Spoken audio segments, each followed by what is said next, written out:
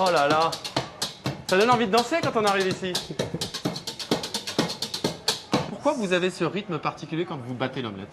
C'est ce rythme folklorique qui fait que les touristes se placent devant pour regarder la préparation de l'omelette de la mère Poulard. Mais alors ce rythme, est-ce qu'il va permettre de mieux battre cette omelette ou vous pourriez le battre différemment? Donner plus d'amour à la recette.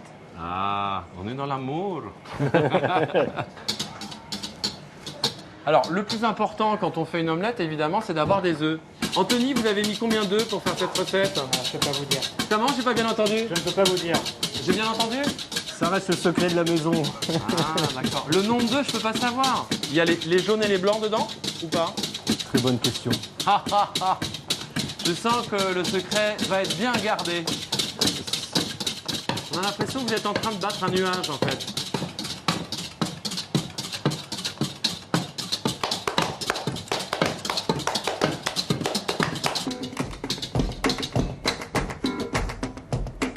Vous battez pendant combien de temps, comme ça? Environ 1 à 2 minutes. 1 à 2 minutes. 1 à 2 minutes. L'étape d'après, c'est quoi? La cuisson. Ah, c'est la cuisson, d'accord.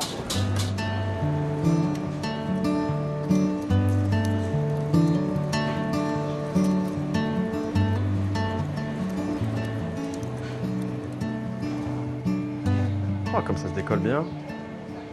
Waouh. Oh là là. Déjà, quand on la coupe.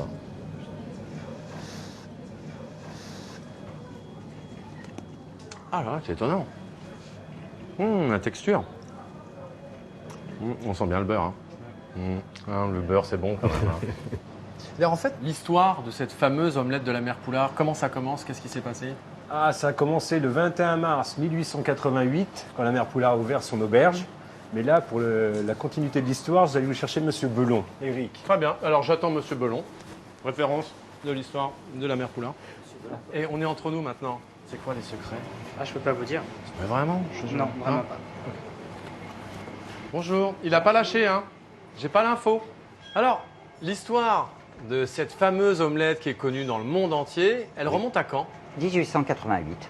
Et alors, c'est cette fameuse mère Poulard. Elle s'appelait la mère Poulard au début ou pas? Elle s'appelait Annette Poulard. Annette Poulard.